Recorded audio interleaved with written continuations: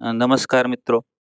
આજથી એટલે કે તારીખ 17 થી વસ્તી ગણતરીમાં સેલ્ફ ઇન્યુમરેશન એટલે કે સ્વ ઘોષણા પત્ર ભરવાના શરૂ થઈ ગયા છે. આપના ઘરે તો વસ્તી ગણતરીના અધિકારીઓ માહિતી લેવા આવવાના જ છે, પરંતુ જો આપનું ફોર્મ જાતે જ ભરવા માંગતા હો તો આપ આ વિડીયોની મદદથી તે ભરી શકશો.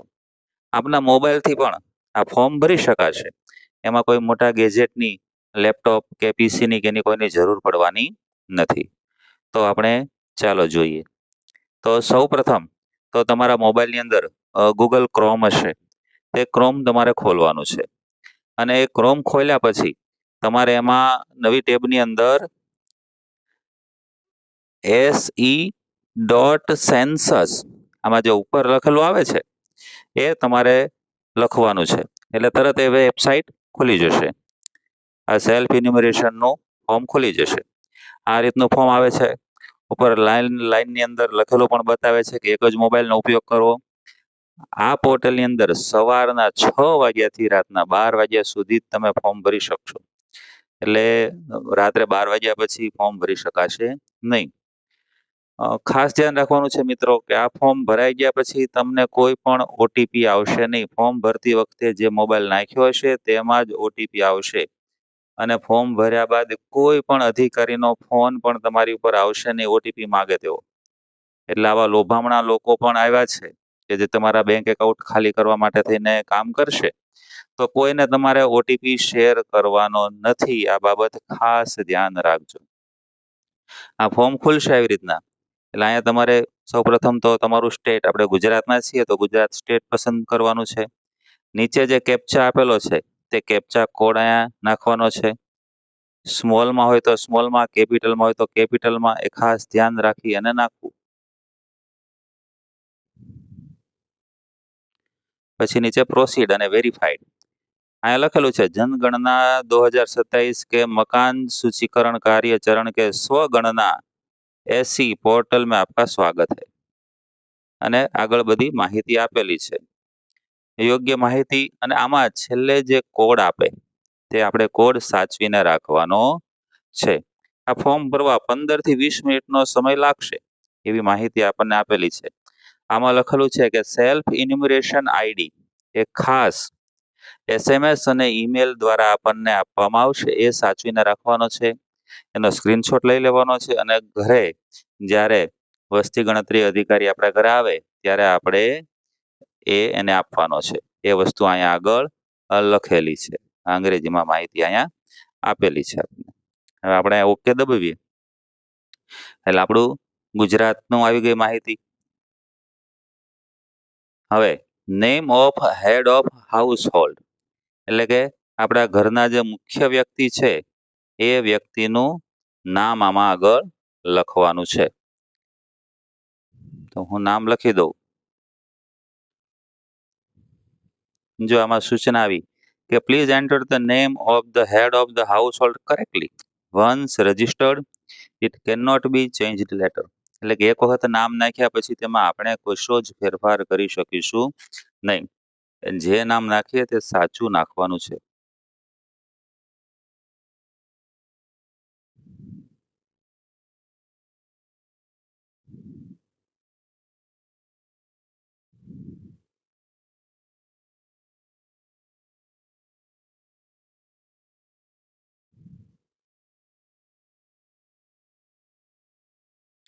અહીં મેં નામ નાખ્યું છે.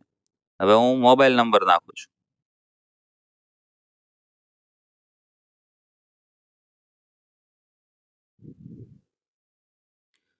મેઇલ આઈડી નાખું છું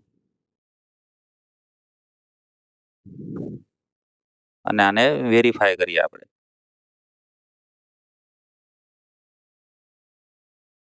તરત જ ઓટીપી નો મેસેજ આવી જશે કે ઓટીપી મોકલેલો છે તમને.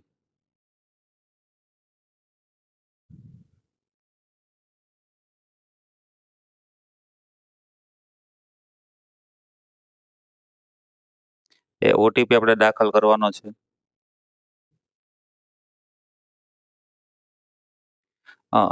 લેંગ્વેજ સિલેક્ટ કરેલી નથી એટલે લેંગ્વેજ સિલેક્ટ કરવાનું કે છે ઉપર તો હવે આપણે આગળ ફોર્મ ભરવું છે તે ગુજરાતીમાં ભરવું છે તો આપણે ગુજરાતી અહીંયા દાખલ કરીએ.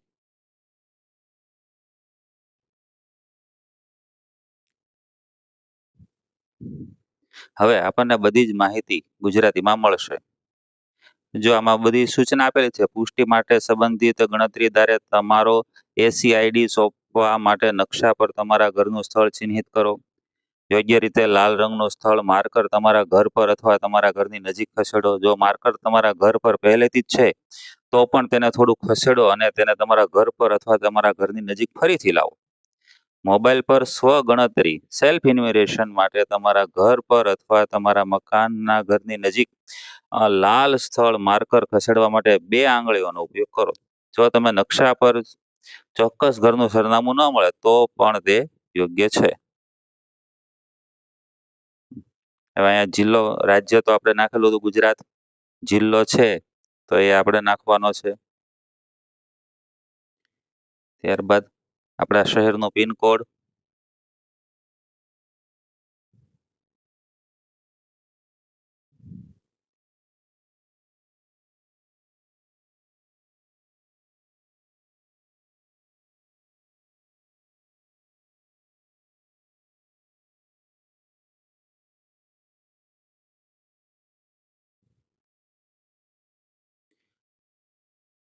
હવે અહીંયા નકશો આપેલો છે. આપણે આ નકશો છે 2 આંગળીનો ઉપયોગ કરીએ છીએ એટલે આપણને લઈ જાય છે.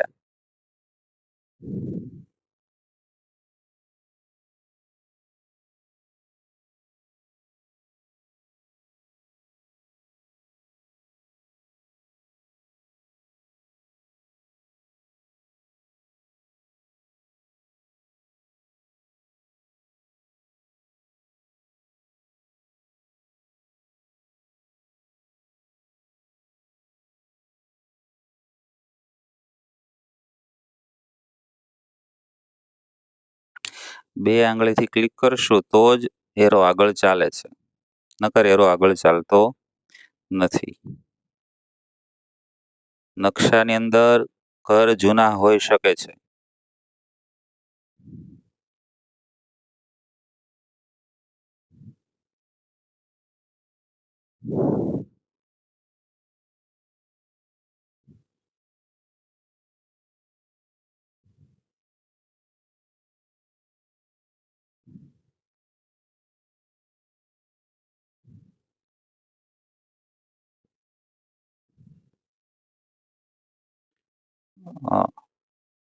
આપણે એરો એની જગ્યાએ જ રહેશે. આપણે આપણું ઘર ત્યાં આગળ લાવવાનું છે.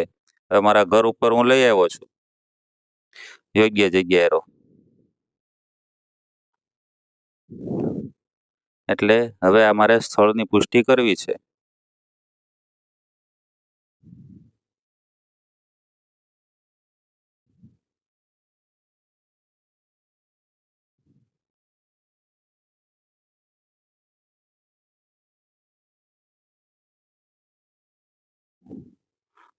સ્થળની પુષ્ટિ કરો એવું આવી ગયું એટલે હું આ સ્થળની પુષ્ટિ કરું છું. અહીંયા આગળ સેવ કરો અને આગળ વધો.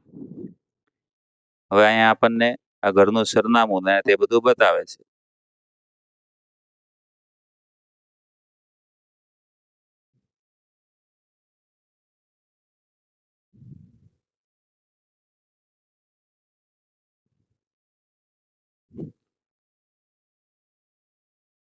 હવે અહીંયા આપણને અલગ અલગ પ્રશ્નો પૂછાય છે તે ખાસ જોવાના છે. જનગણના ઘરના ભોયતળિયામાં વપરાયેલ મુખ્ય સામગ્રી એટલે કે શેનું બનાવેલું છે? પાકી ઈંટનું બનાવેલું છે કે સિમેન્ટનું બનાવેલું છે કે મોઝેક ફ્લોર ટાઇલ્સ છે? ભોયતળિયામાં વપરાયેલ મુખ્ય સામગ્રી એટલે કે અહીંયા મોઝેક કે ફ્લોર ટાઇલ્સ અથવા તો પથ્થર હોય, માટી હોય, વાંસ કરેલું હોય, પાકી ઈંટથી ચણેલું હોય કે જે હોય તે આપણે એમાં લખવાનું છે. પછી જનગણના ઘરની દિવાલમાં વપરાયેલ મુખ્ય સામગ્રી.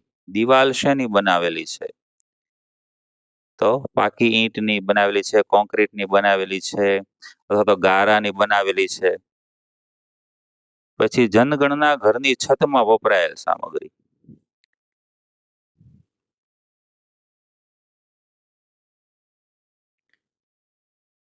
આ જનગણના ઘરની સ્થિતિ સારી રહેવા લાયક કે ખંડેરિયલ હાલત? તો સારી રહેવા લાયક કે ખંડિયાર હાલત જે હોય તે લખવાની છે. પછી સેવ કરો અને આગળ જુઓ. પાછળ જુઓ તો અહીંયા જઈ શકો. આ ફરી વખત તમારે ભરવું છે તો રીસેટ ઉપર જઈ શકાય છે. કુટુંબના મુખ્ય માણસ સંબંધિત વિગતો છે. આ કુટુંબમાં સામાન્ય રીતે રહેતા કુલ વ્યક્તિઓની સંખ્યા. તમે ઘરમાં કેટલા લોકો ભેગા રહો છો તમારા પરિવારના, તેની માહિતી જ આની અંદર નાખવાની છે. કેટલી સંખ્યા છે તે આની અંદર લખવાની છે.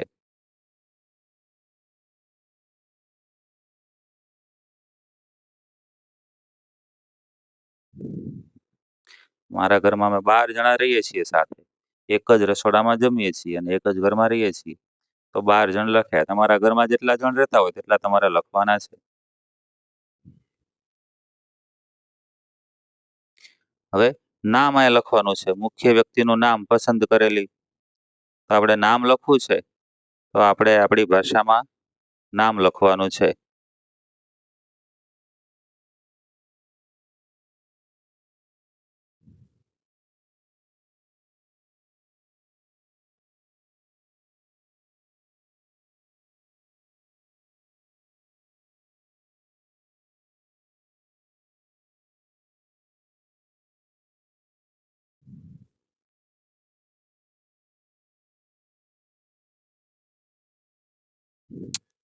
સાચું નામ લખાય એ ખાસ જોવું.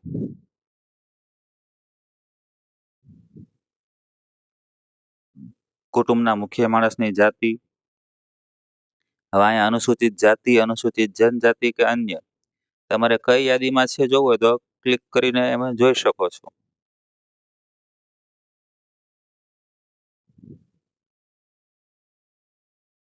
મકાનનો દરજ્જો. હવે તમારું ઘરનું મકાન છે, ભાડાનું છે કે બીજાની માલિકીનું છે એ લખવાનું છે. રહેવાના ઉપયોગમાં આવતા ઓરડાની સંખ્યા.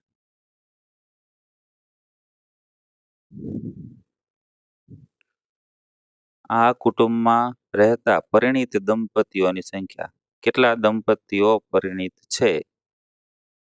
દંપતીઓની સંખ્યા એટલે કે કપલ, દંપતી એટલા છે એટલાના લખવાના છે.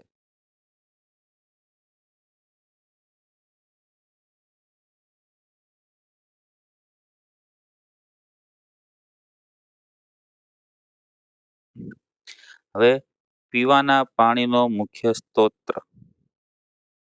શુદ્ધિકરણ પ્રક્રિયા કરેલું નળનું પાણી, શુદ્ધિકરણ પ્રક્રિયા કર્યા વગર નળનું પાણી, કૂવો, હેન્ડપંપ, ટ્યુબવેલ, બોર કે કૂવો, ઝરણું, નદી, નહેર. તમે ક્યાંથી પાણી લાવો છો?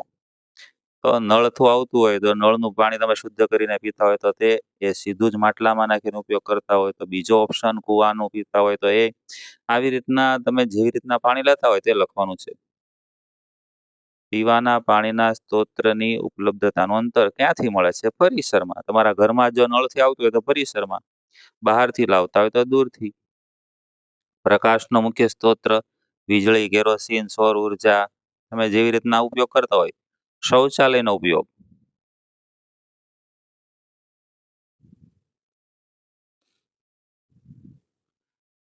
જો છે ઘરમાં તો આ ત્રણમાંથી કોઈ પણ એક ઓપ્શન લેવાના છે અને જો નથી ખુલ્લામાં છે તો એ ઓપ્શન લેવાનો છે. શૌચાલયનો પ્રકાર.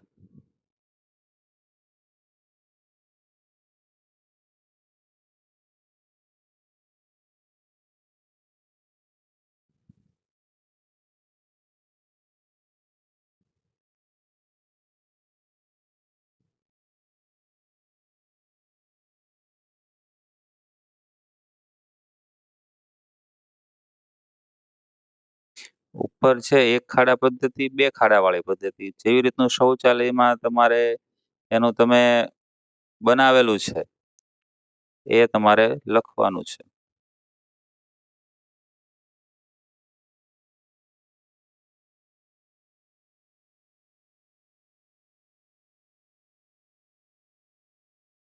અમારે બે ખાડા પદ્ધતિ વાળું છે તો એ લખ્યું છે.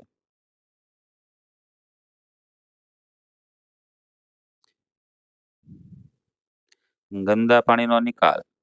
તો કે બંધ ગટર, ખુલ્લી ગટર, ગટર નથી ગામમાં તો એ લખવાનું છે. પરિસરમાં સ્નાન ગૃહ છે? તો કે હા.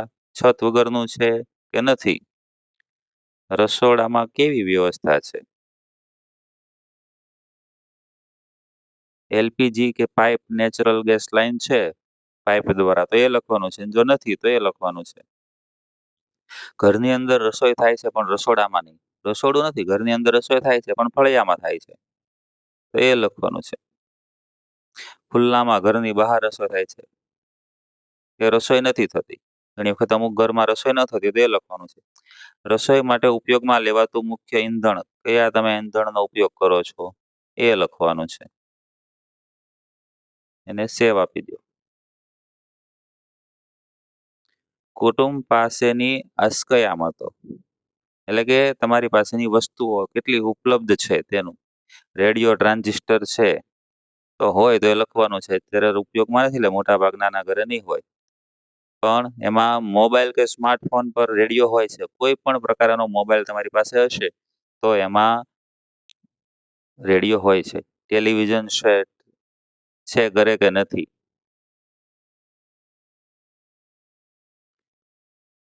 ઇન્ટરનેટનો ઉપયોગ કેવી રીતે કરો છો? લેપટોપ કે કોમ્પ્યુટર છે? ટેલિફોન અને મોબાઈલ ફોન? ફક્ત સ્માર્ટફોન કે અન્ય સામાન્ય મોબાઈલ ફોન છે, કે મોબાઈલ ફોન છે જ નહીં, કે બંને પ્રકારના લેન્ડલાઈન અને મોબાઈલ બંને છે?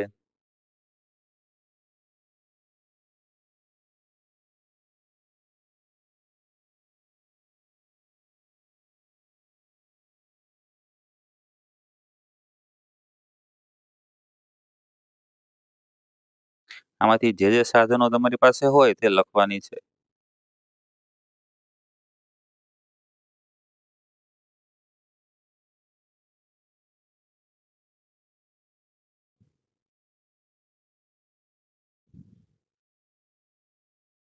હવે અહીંયા પૂરું થઈ ગયું છે. આ બધી જ માહિતી આપણને આમાં બતાવે છે, જે આપેલી છે તે માહિતી.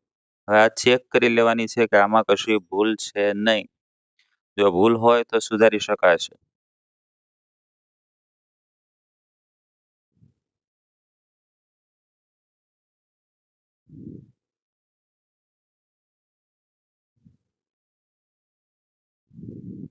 અંતિમ સબમિટ કરી શકો છો, ડ્રાફ્ટ તરીકે સેવ કરી શકો છો અને પાછા જઈ શકો છો. અંતિમ સબમિટ આપો એટલે તમારું ફોર્મ સબમિટ થઈ જશે. અંતિમ સબમિટ આપું છું, પછી કોઈ સુધારો થશે નહીં. હવે આ જે કોડ આવે છે, આ કોડ આવે છે એટલે તરત જ મેસેજ આવી જશે અને મેસેજની અંદર તરત આ રીતનો નંબર આવી જશે અને અહીંયા પણ નંબર આવી ગયો છે. આ નંબરને સાચવીને રાખવાનો છે. તો મિત્રો, આ ફોર્મ સમજાવતા સમજાવતા પણ 18 મિનિટ થઈ છે. આપ જાતે ભરશો તો આટલી મિનિટ થશે નહીં, કારણ કે આખું ફોર્મ આમાં સમજાવ્યું છે. જાતે ભરશો તો આપની માહિતીની ચોકસાઈ થશે અને આપણે જે ભરવું હશે તે ભરી શકશો ફોર્મની અંદર. તો આ બાબતે સજાગ બનીએ. વસ્તી ગણતરી ઉપરથી આપણી ઘણા બધા કાયદાઓ બનાવવામાં સરકારને મદદ થતી હોય છે. આપણી માટે વિવિધ સુવિધાઓ ઊભી કરવામાં પણ સરકારને મદદ થતી હોય છે. તો આપણે જાગૃત બનીએ, દેશના જાગૃત નાગરિક બની અને આપણે આપણો નાગરિક ધર્મ અદા કરીએ. જય હિન્દ, જય ભારત.